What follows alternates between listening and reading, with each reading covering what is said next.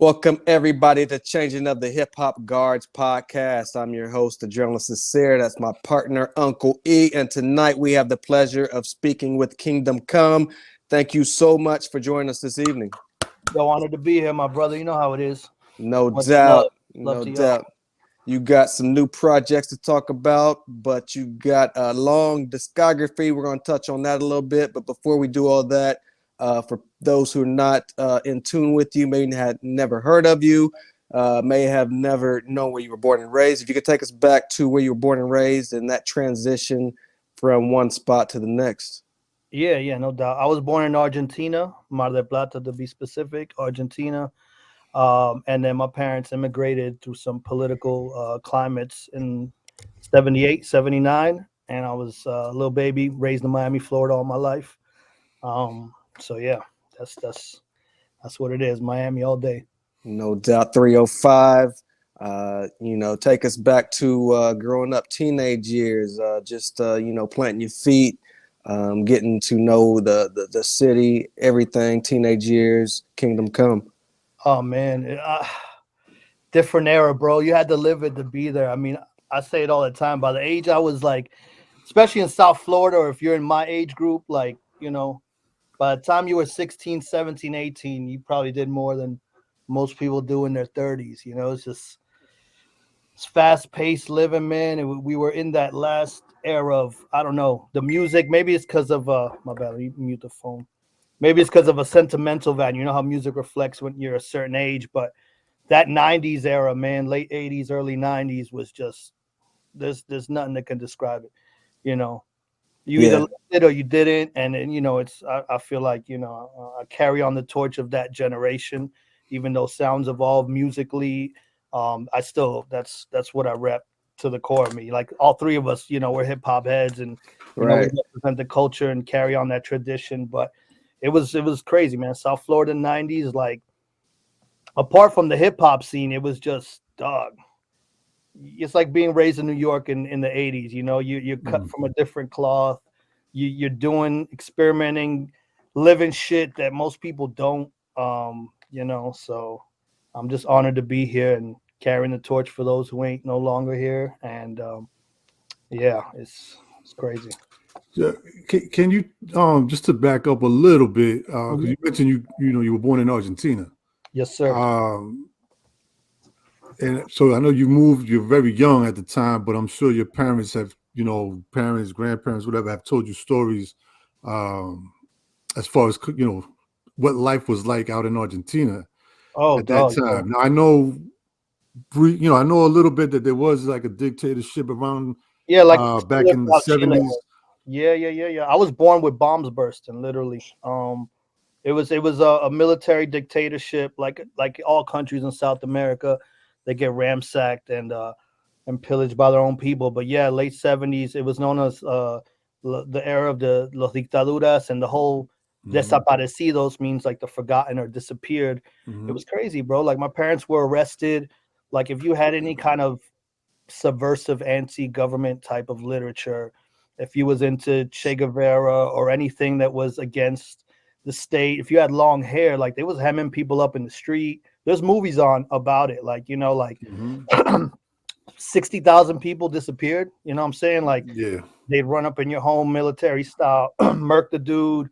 A lot of babies were kidnapped, women raped, tortured. My mom has a lot of friends that disappeared, and this was actually early 70s. Up until like end of the 70s, early 80s is when a lot of attention started coming up to it, But that shaped, my music, my worldly views. I think that's where I got my, militant mind frame more so. My mom had put me up onto a lot of stuff like that early on, Black Panthers and just liberation of the people and that sort of literature that definitely influenced. Even my parents' music was very rebellious, and it was, anti-government. So as a kid, that echoes and resonates with me to this day. Right.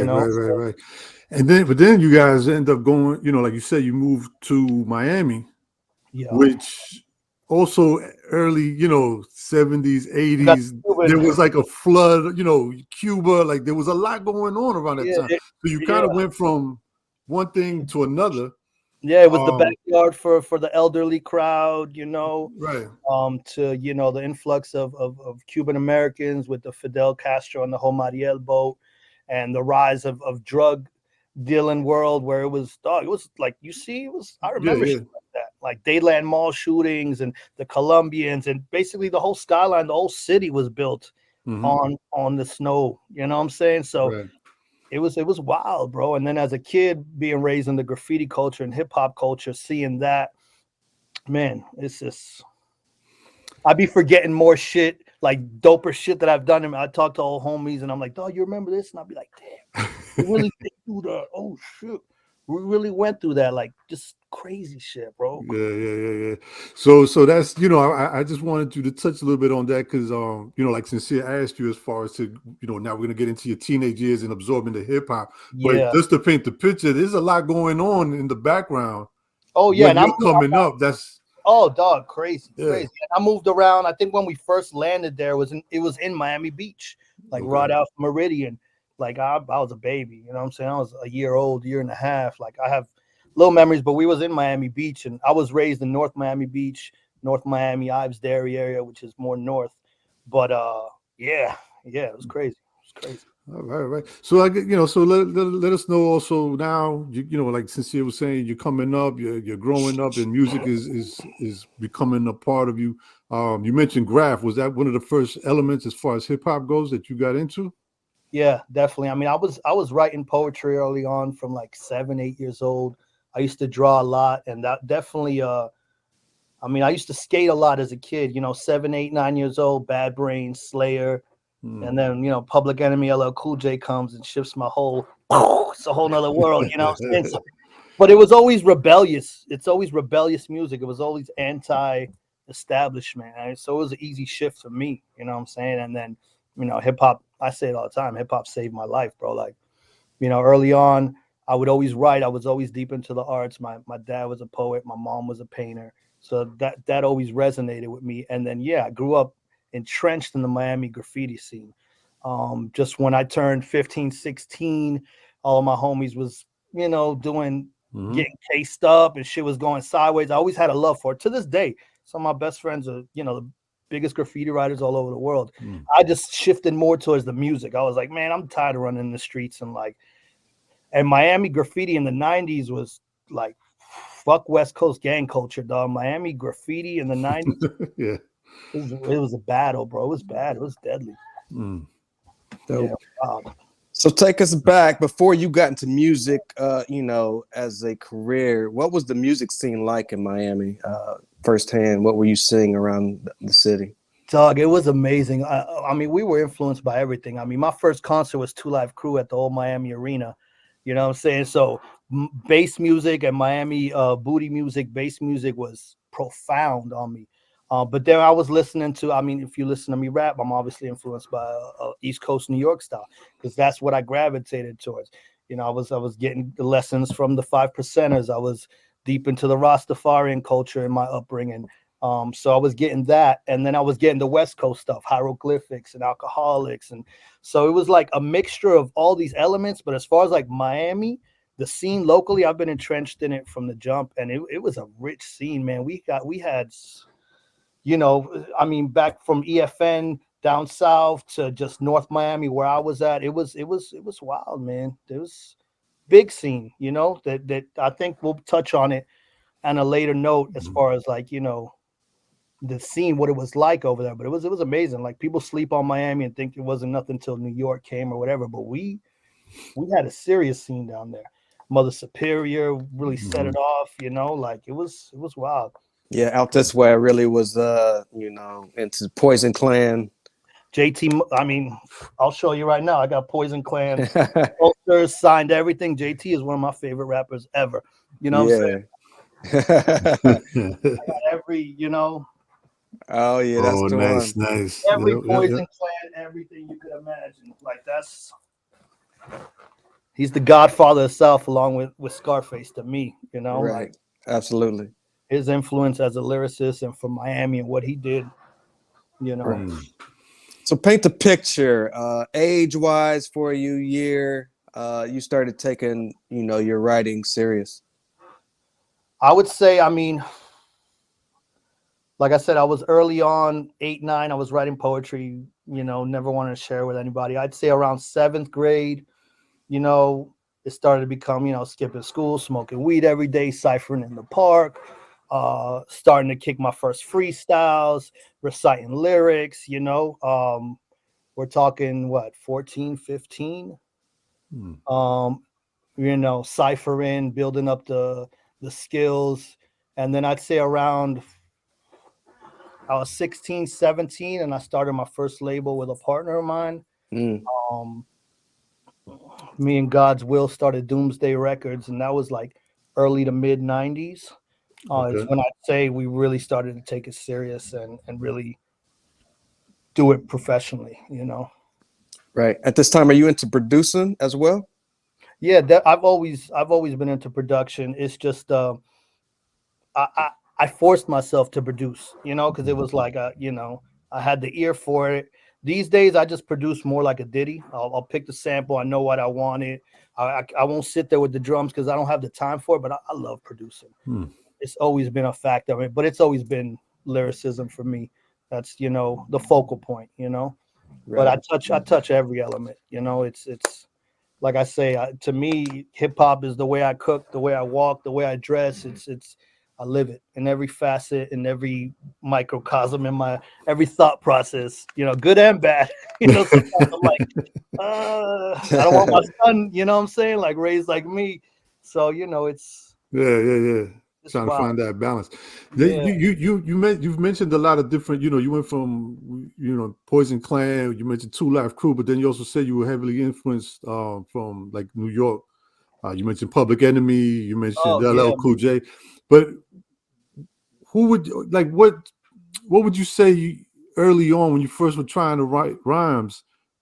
Which lane were you sort of kind of falling behind? Would I you mean, say was it more Rakim and Cool G Rap. that style? Okay, Yeah.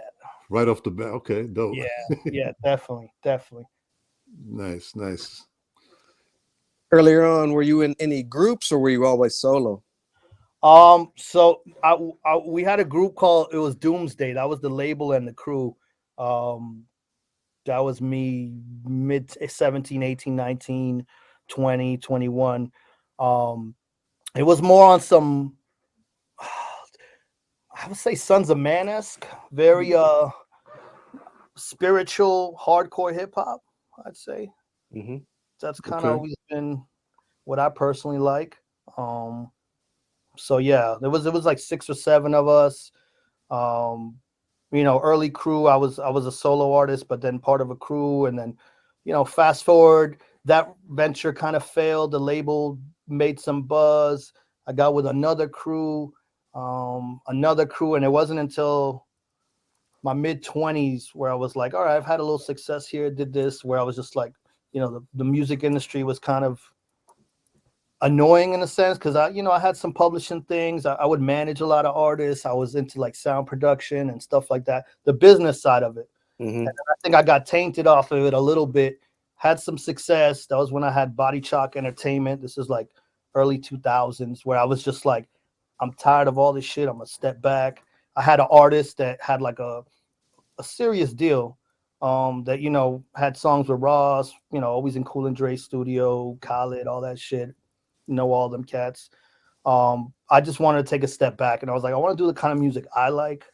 And it was kind of when I was shifting. I think I was turning 30. It was like, all right. I went back to my roots, and I was like, I just want to do the kind of music I want to do and come out as a solo artist, because I was always in crews and I was always doing my thing. But it wasn't until I was like, all right, I don't need nobody. I'm gonna put everything on me, because when it falls on me, I can rely on me. And that's kind of what I did. And I dropped my first solo album, or started working on it, right before I moved out of Miami finally, which was like almost 10 years ago. Okay.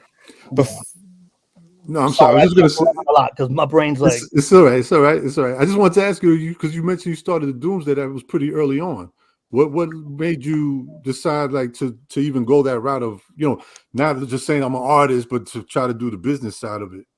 I've always been like an entrepreneur. My mom would tell me early on, I always draw like drawings and try to hustle them to the family and sell them for, basketball cards or sneakers or something like that. So I Okay. always had that mindset, like a business mindset.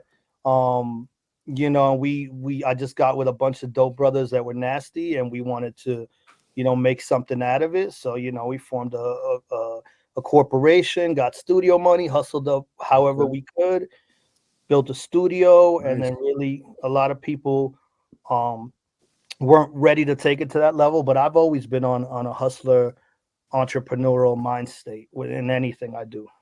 Dope, dope. You mentioned a few crews that you were part of. Did anything materialize as far as music with those crews? With Doomsday, I mean, we kind of fell apart. One of my brothers got locked up for a while. He's just came out. Shout out to Benny. My brother God's Will that I formed it with. I mean, there's tons of music floating around. It's known in the Miami underground scene. It definitely made it splash. As far as anything out there, no. Like we ended up once one of the artists got jammed up. It was hard to keep a lot of people on the same, 7, 8 people. It could be hard. We ended up kind of parting ways and things kind of fell apart. The other group I was in, NMB, No More Bull. Yeah, there's music out on that's my brother's too. Um Let me see what else will happen after NMB. And then the Body Chalk BCE record days, I managed the artist called Billie Jean early on, and there's a bunch of mixtapes. Like in Miami, it's known. We made rounds definitely on the scene. Um, but as far as anything floating around, it's gonna be mixtapes that people got in the stash, or the younger cats that are 10, 15 years younger than me are like, yo, I remember such and such, and you know what I'm saying? So Right. yeah, definitely been doing it. Right. You got a lengthy discography, like I mentioned at the top of the interview. You said you moved away and recorded your debut album. Where did you move to, and what do you remember most about that process? So it was roughly when my son turning. Well, actually, when my son was born, when my son turned 2 is when I officially moved to North Carolina, where I live now. Oh, Uh, okay. yeah, I go back to Miami every month. I'm down there. I'm always down there. Still got family, friends, and dealings down there. So I'm always down there. I can't get away from Miami. It's my heart. I love it. But when I decided to leave, it was just it was just too crazy, man. I had a son, and I started working on my first solo album. Um, and right around the time when he turned 1.5, I was like, all right, it's time to leave. And I was married at the time, and me and my wife were ready to just leave. I didn't want to. My sisters moved up here, my mom's had moved up here, but I felt like it was needed. You know what I'm saying? And looking in retrospect, it was the greatest thing I could have done because it elevated my career. You know, Miami's a very crabs in a barrel situation with the music, unfortunately. It's like, you don't get the support till you leave, kind of, you got Right, to right. leave. So I don't regret it at all, at all. Right. So what was the process like when you got to North Carolina? Well, how did you start making your way and connections and all of that? I mean, I'm a part of the low lives, and I run with Okay. a sect of people, so I'm pretty connected anywhere I go. But it's still a culture shock to me to this day. Really? It's the South. I used to tell people coming up, like, dirty South, bro. I'm as South as you can get. You know what I'm saying? Being from Miami, but moving to North Carolina and being like, oh, I'm not Southern, dog. Not Southern. I realized that. I was like, oh shit, Confederate flags and just the culture shock Mm. of the white people is. And when I mean white, I'm not necessarily mean your skin color. I No, no, mean, no. Yeah, yeah, yeah, yeah. you know what I'm saying? Like, Yeah. because I be saying that and people get offended, but So yeah, but so how again talking about everything we just talked about earlier, right? Coming from Argentina, all that mindset that your parents and now you're in North Carolina, like you said, Confederate flags. What how did you process that? I mean, I had visited a couple times. Like we'd come out here for the holidays, and my stepkids loved it. And it's a beautiful place. I live in Asheville, North Carolina, by the way, Okay, which is like it's like the Portland of the South, bro. It's okay, very hipster, very hippie. They claim they're open-minded, but they're more racist than the racist crackers. You know what I'm saying? Like that, you know the vibe? Yeah. Like a Portland, San Francisco type of Gotcha. vibe. You know, but there is pockets of really dope people. You know what I'm saying? I met some real solid folks out here. And you know, it's home now. For me, it's like I'll rep North Carolina now a little bit, you know what I'm saying? Still Yeah. Miami for life, but you know, they've accepted me. You know, I'm welcomed out here in the scene within Charlotte and surrounding areas, and there's a lot of good people. It was just a culture shock coming from Miami for me personally, just because we had the best of everything. Like I say it all the time. You got Florida. When people say you're from Florida, I'm like, Mhm. I'm not Floridian, dog. Like Florida's West Palm past, you know. I'm from Miami. Anything past lower than that's Miami. It's not part of the US. It's Miami. State County. Right, It's right. another world. And you gotta be there from there or have someone from there show you the real Miami, and then you'll be like, oh, this thing abides by its own laws, its own Hmm. it's nothing like it, bro. It's nothing like it. So, Right. You worked with a whole host of fan favorites. If you could take us back to how you guys linked up and some of your best memories working with some of these legends, such as Tragedy Gaddafi. Oh man, Trash, one of my favorite MCs. I mean, intelligent hoodlum. What can you say? I worked with Traj through I think my brother Ross Ceylon had hooked that up. I think we got one or two joints. We got one unreleased joint that might come out eventually, but yeah, it was my brother Ross Ceylon had hooked that up. I forget where we had connected and chopped it up, but we ended up exchanging contact info. And I think it was around the time when he was coming in or going out. You know what I'm saying? Because I know he moves around a lot. Um, but yeah, man, just a super down to earth brother. I've always respected him. And for him to like be like, yeah, I've heard your shit. Let's work. Send me the joint, and he banged it out like that. He got it right back to me. It was like that to me still blows me away because I'm a fan, bro. Like, and to like get the respect from people I grew up listening to, and I'm like, dog, like you know, calling Thirst every night and me having conversations with Thirst, like that's my OG. Like, you know, and then to cats from the Woo, it's just I don't know, man. Working with Psycho Les, like if you would have told 16-year-old me that I'm gonna be doing music with the Beat Nuts, I would have been like, fuck out of here, you know. So I'm still, you know, immensely humbled, you know. how did you end up reaching like a Psycho Les, for example, to work with him and even some of the cats from the Woo, you know, Sons of Man and Cellar Dwellers? So my connection through Woo was I got early on. Like this was when did Murder Music come out from Mob? When I that would album come out? say Murder Music, probably 90, 90, late 90, late I feel 90s. like It was right before 97 maybe. the new millennium. So in Ives Dairy for a while, I lived next to John the Baptist, which is one of the producers for Woo.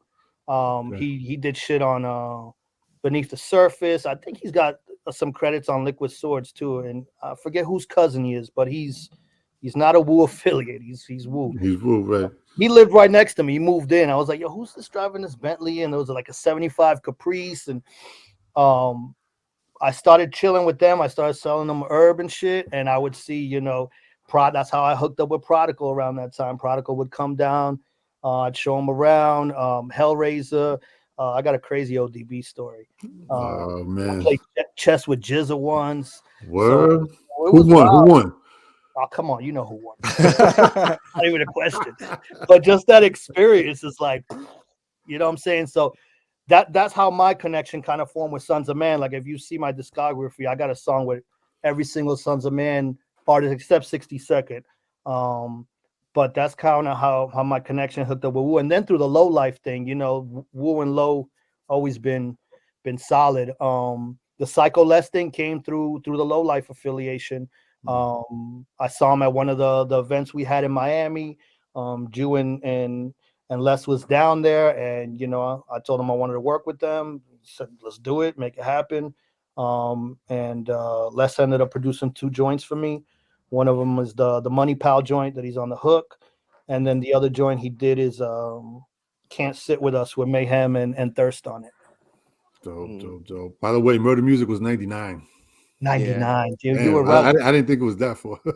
Yeah. um, You were just in the 90s. quick sidebar though. Did you ever get a chance to work with or meet Hurricane G? Yeah, of course, brother. Yeah, Yeah. respect to Gloria, man. We did a photo shoot like 2-3 years ago Mm. in Miami when we had kind of strengthened the Miami Low Life chapter, and Gloria came down, and man, such a humble sister. And then her music, obviously. I'm glad I got a chance to tell her influence on me. Like that first album she did, produced by Domino, and the skits on Redman are Yeah, legendary. I yeah, mean, yeah. and her voice was always, even to this day, man. The stuff she got with Thirst is, the whole team is feeling that, man. It's Yeah, it's yeah, yeah. it's Yeah. crazy, bro. Everyone's Yeah, rest dropping. in peace to Hurricane G. Yeah, man. Gloria was an amazing soul, great sister. I didn't even know she was sick personally. Mm. She wore that shit well. Mm. Can you touch a little bit on the chapter, Miami Lowlifes, what that consists of, how you joined, just touch on, for those who may not know, the meaning behind Lowlifes. Yeah, so for me as a Latino artist, and that again, young hip hop fiend me, listening to Thurston Howell and the Million Man Rush, I was always a fan, and we was Vic and Polo from Bird Dines and Macy's all the time. So it always resonated with me with the culture. Fast forward, for those who don't know, Thurston Howell the third, Big Vic, grew up in Miami for a point. His grandparents lived in Wynwood, Alapata before. So he spent time there. Thirst spent a lot of time there, and there's been chapters, and Thirst is ingrained in the Miami scene as well. I've always been cool with a lot of those brothers. Thirst back in the day, and everybody. I've never been one to like join an affiliation. I'm kind of like a lone wolf and run solo, but Mm. I've always worked with them. And as a fan, again, Thurston Howell's one of my idols, one of my OGs. So I'd say once he was there for good and decided to leave New York and kind of really focus on the Low Life Miami chapter, he wanted me to join. And then I had a good history with a lot of the brothers. Shout out to Lazarus, Eternal Child, who's one half of Supreme Sorcerers with me, my brother Louis the Fourth.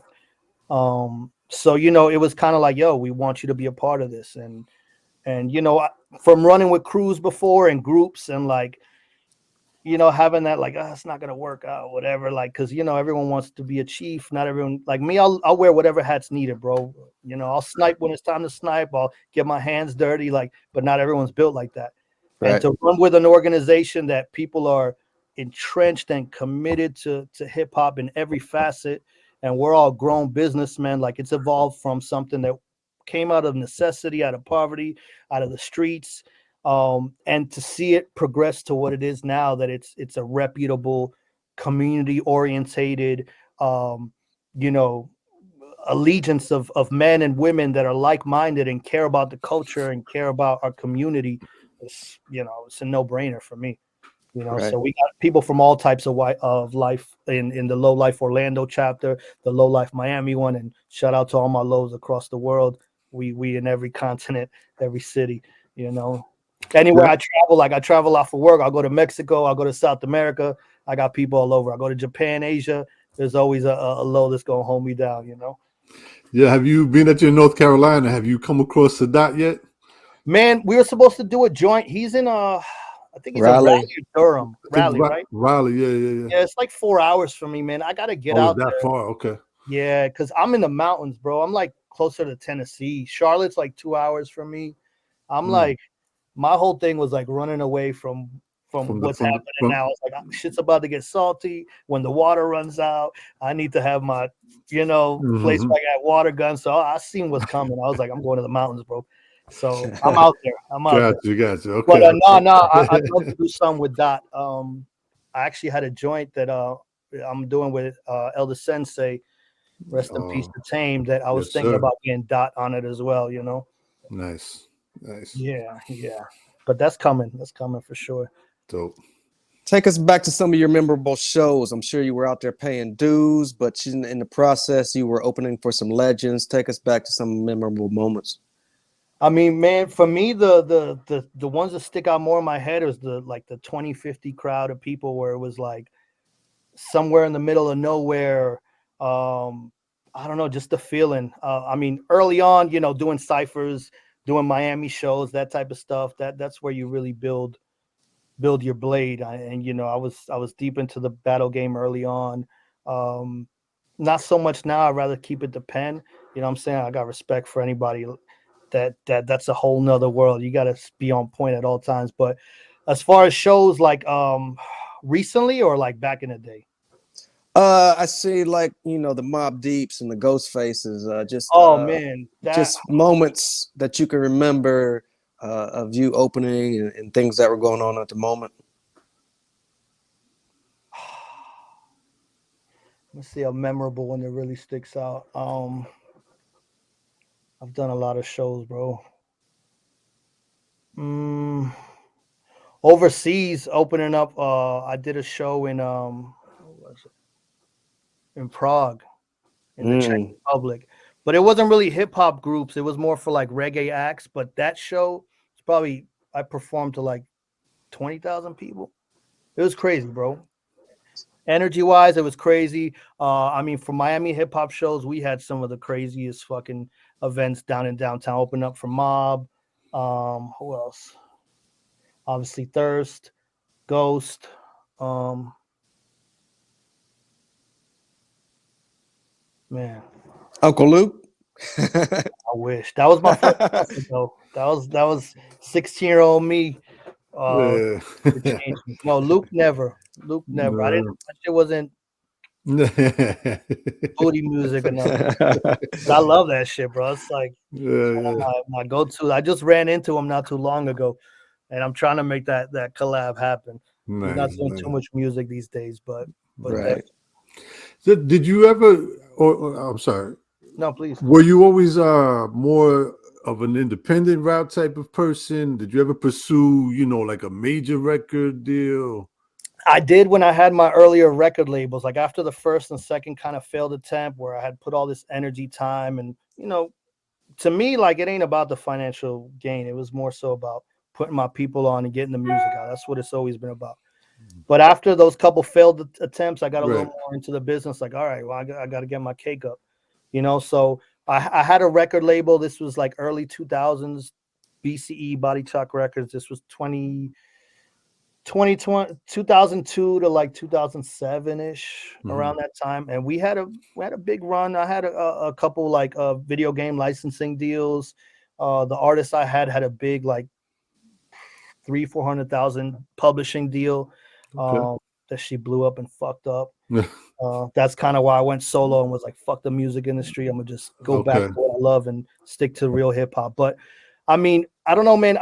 I can't conflict my art for the money. That's Okay. me personally. Right. Like, you know, like the music industry fucking sucks, bro. I had to teach myself contracts and publishing. Not because I wanted to, because I was like, well, shit, bro.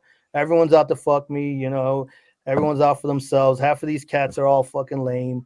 You know what I'm saying? So I had to get that side of my sword sharpened, you know, like to do it. Because if I didn't love this, dog, I'm 20 plus, almost shit, a long time into this, doing it for real.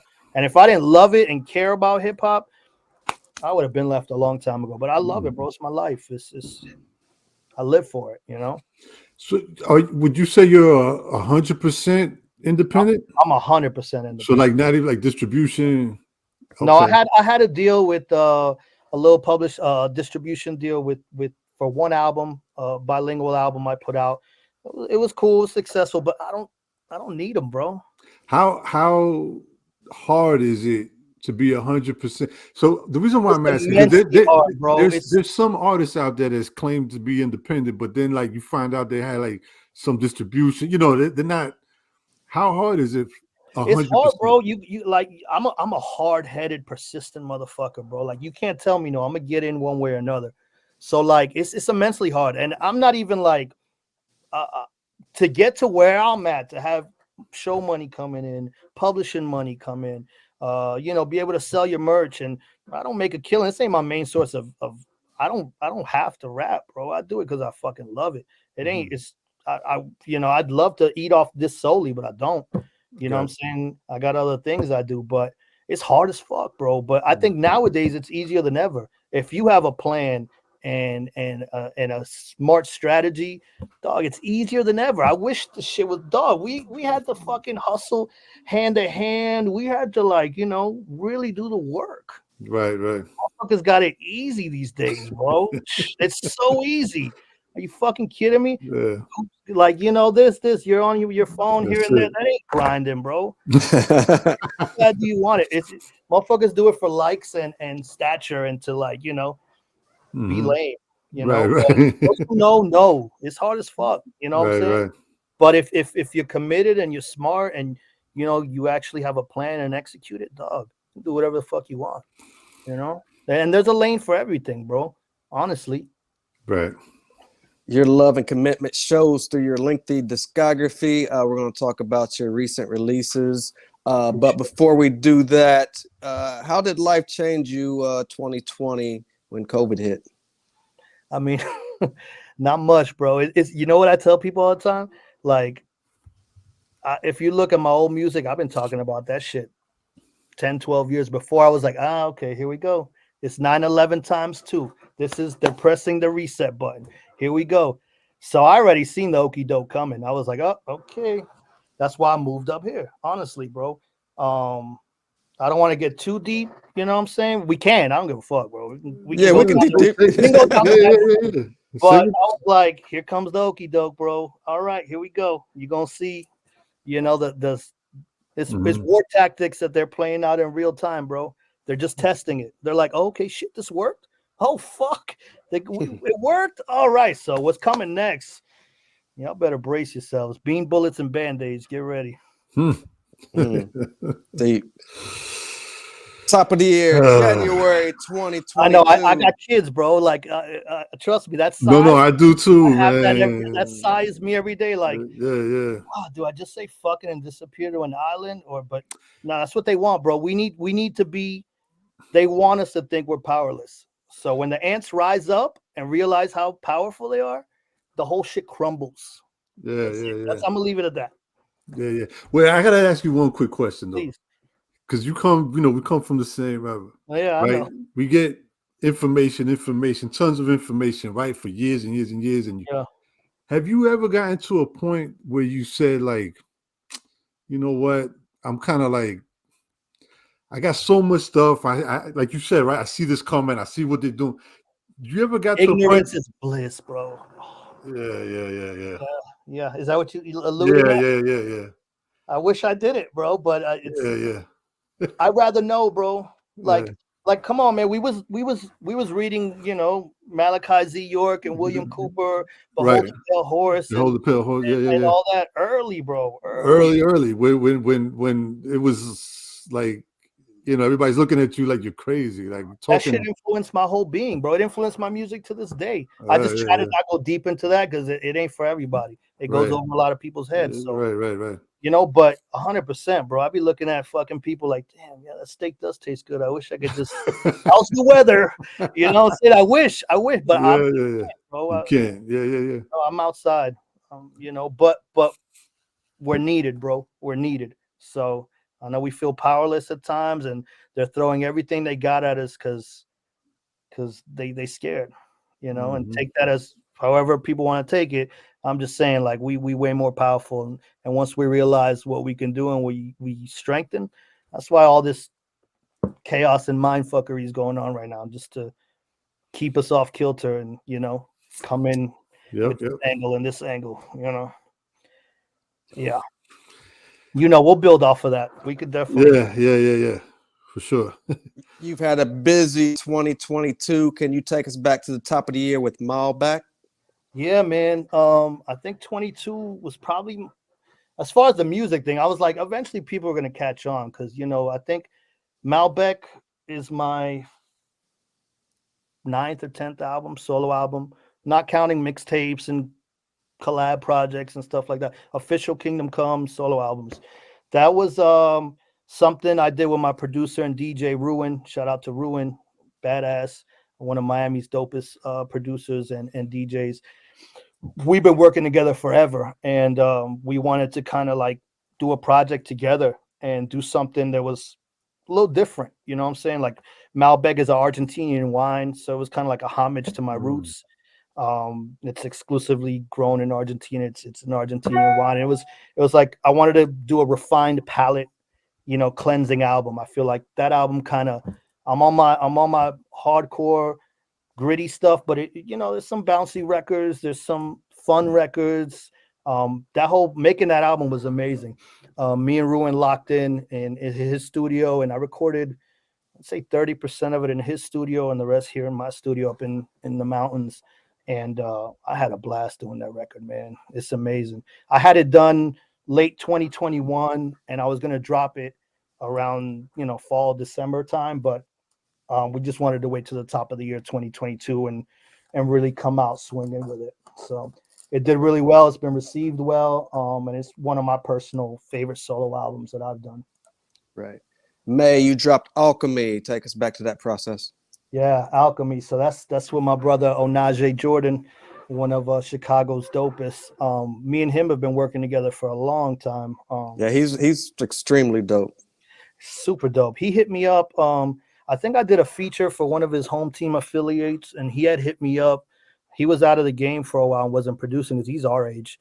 And he had hit me up and was like, "Yo, I heard your stuff. Do you want to work?" And I get that all the time. And usually I'm like, "Yeah. I don't want to work." You're like, people hit you up for Yeah. beats. I'm like, "Dog, I don't need a producer. I'm good." Like, because I like to lock in. Like, I don't really like working with musical people I don't know personally. I think it's kind of like, unless I'm like a fan or it's like, "Oh yeah, I'll do the feature." If it's a feature, cool.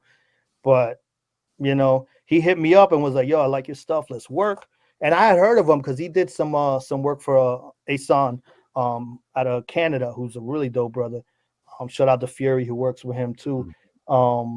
And he sent me a couple joints, and I was like, "Oh, wow, this is like, because I like hardcore beats, but his shit's hardcore, but then it's got like a jazzy swing. I don't know if it's that Chicago influence, but he's got a soulful swing, and like he chops, but doesn't do much. I don't know. Onaj, God, you got a dope sound. He knows it.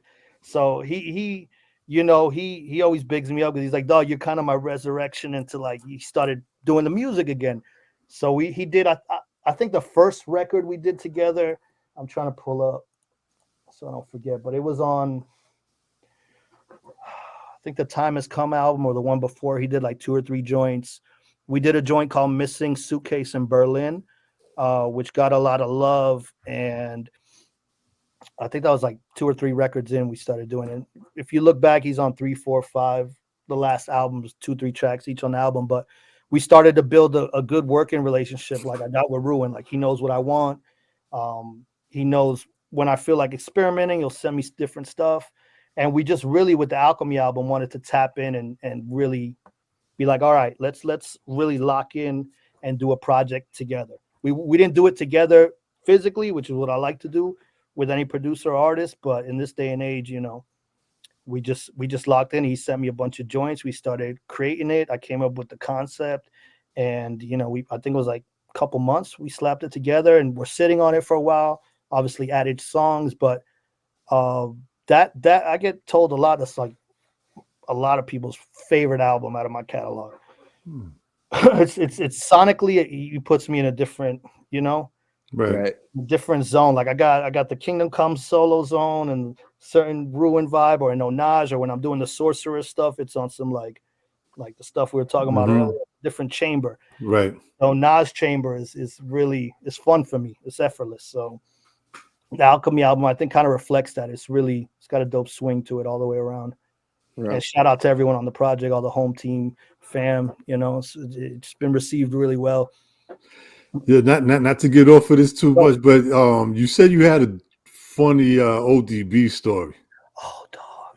If you don't mind sharing that, man. You know how like you honestly, like growing up in Miami, I've had experiences with a lot of celebrity and artists, and I'm like, I wish I would have never met them because like I like the music or I like the shit, and then you meet them and you're like assholes or something. Shit, he's an asshole. It makes you not like him and shit. Right. Dog, ODB is literally, he's like a cartoon character, bro. He's like that. Like he is wild, dog. He's fucking wild. Like a light switch, bro. He could be on some cool, happy, funny shit, or then pop off. I don't seen him pop off on homies. It was at, I think John the Baptist had scooped him up from the airport, or someone had scooped him up, and he came to the lab. I think it was I'm going to tell you right now. It was on that Beneath the Surface album. It's the joint John the Baptist did, and it's got gonna crash your crew. I think it's that one. Crash Your Okay. Crew, Yeah. World on the hook. I Yep. think it's that one. And I was there, and he was just lit, dog.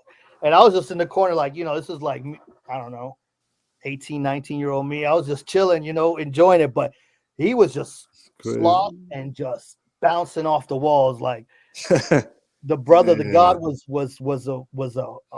a phoenix, man. That brother was so dope, man. So genuine and authentic, just amazing, bro.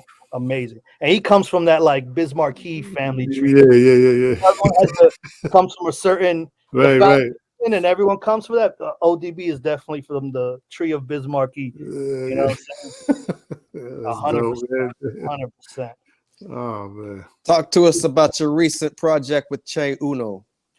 Yeah, so in the last couple years, like if you notice the last couple albums, I always try to sprinkle Spanish stuff in there. I'll do a joint or do some Spanglish shit. And it was Thurston that was always like, dog, you go that lane. You do well in that lane.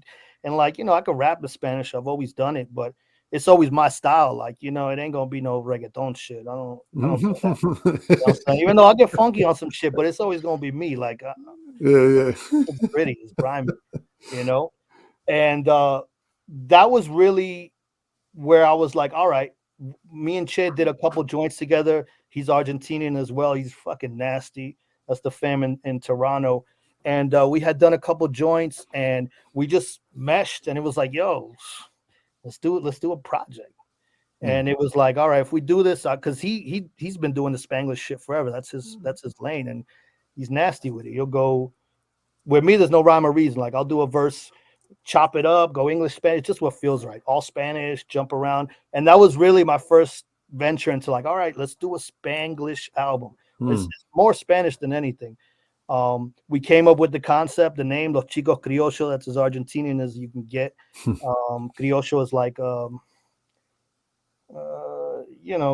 like Creole, but it's like, it means it's a lo criollo. It's like, Criollo style. It's Argentinian style, but I know that word's been used, but it's very Argentinian. Right. And we just wanted to like really more so on some South American stuff, because I represent all of South America, And we just wanted to do that and really, come out with a dope hardcore Spanish album, because I feel like no one's really doing it. No, not really. Are you in tune with the hip hop scene now? Like in Argentina, for example, are you in tune with the hip hop culture out there?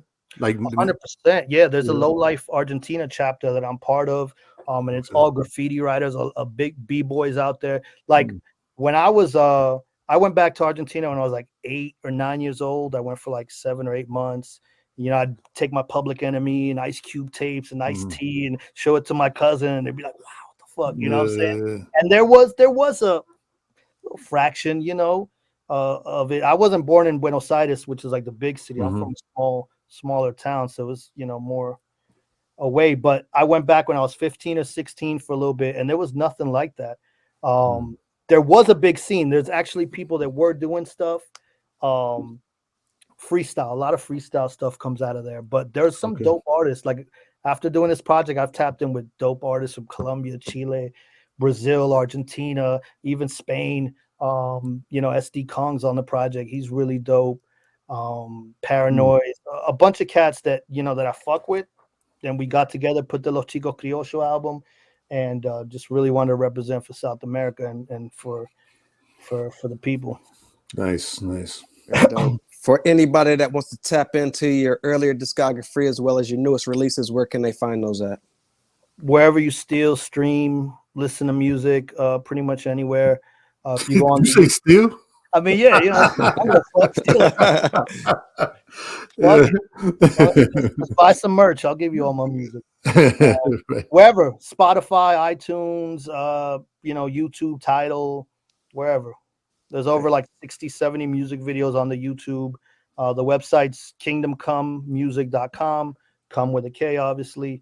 Yeah, you can get tapped in there. IG's Kingdom Come, Twitter's Kingdom Come, Facebook Kingdom Come Music. It's on there. 13, 14 plus albums. Very dope. Let the people know what you're currently working on and what we can look forward to in the future. Oh man, I'm a workhorse, bro. I don't stop working. So as we speak, like before you hit me up, I was wrapping up a couple projects. I think I got like 8 albums done, pretty much ready to go for 2023. And then working on new ones. Off top, what's ready to go, I got a follow-up with Onage, which was supposed to be Alchemy 2, but sonically it kind of went somewhere else. So it's a 9-track album that'll drop first of the year. Just putting the final touches on that. That's dropping. I got Malbec 2 with Ruin that we're wrapping up now. It's about 80% done. I got an album with Dawit Justice, Full Metal Gear. He produces a lot for Traj, Timbo King, and Ross Ceylon. Me and him got a full-length project done. Excuse me.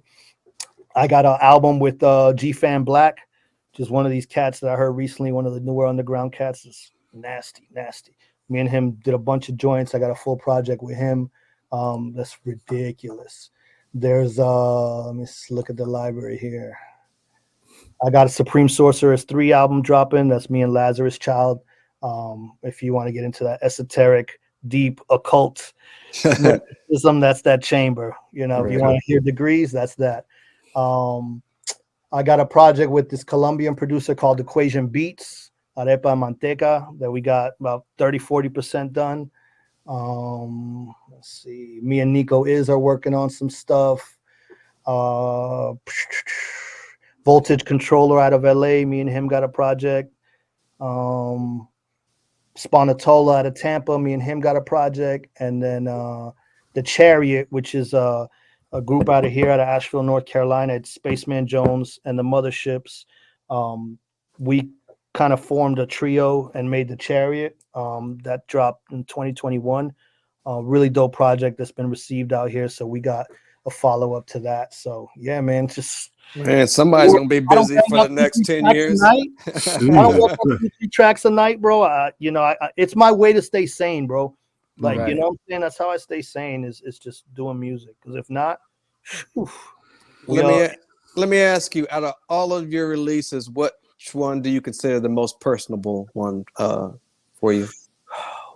My dopest or most personal? Personal. So far. Good question. I'd say maybe Doble Filo, which is like it was Spanglish album. It's a shorter, it's like a 9-track album, but it's really, I'd say that one and All Be Show Their Teeth 1 and 2. I'd say it's a little more personal. Gotcha. Definitely. Everything else, like, because you could rap all day. I gotta do that in my sleep, and I prefer to, like, drop lessons and the bar shit is cool. You know what I'm saying? Like, I love to show I'm nicer than anybody. You know what I'm saying? Like, that's the MC thing, but I feel more, personal records, especially the older you get. You know what I'm saying? You want people to tap in, and we're not, always on screw face mode, and like, I like to love, and I raise babies, and I lead a boring life too sometimes. You know what I'm saying? Even though I travel a lot, it's just about, music's supposed to reflect different moods, right? So I don't like to get stuck on, oh, he's this, he's a conscious rapper, he's a hardcore rapper. Right. You know what I'm saying? Like, Right. that's how I feel. Very dope. Record. Big shout out to Jerry Graham for linking us together. Yo, we want to brother Jerry. What it do, brother? We want to thank you so much for joining us and sharing us your story. Of course, man. I appreciate y'all. No doubt. We gotta have that poster battle. Sincere is for those who don't know, my hip hop collection, like, anybody who comes to the crib gets their mind blown, because like my crib's a hip hop museum, bro. Like, my brother Sincere's poster game is ridiculous. We're gonna have a rap poster battle. My relics are crazy. No doubt. Hey, real quick before we go though, how the Drink Champ situation? How'd you get on there? Man? So that's family, man. Like, Well, he's been putting it down from Miami for 20, 30 plus years. Shout out to the whole Crazy Hood fam. Right. You know, those are brothers that I've had a relationship with for a while. And to see them get to where they're at, it's amazing.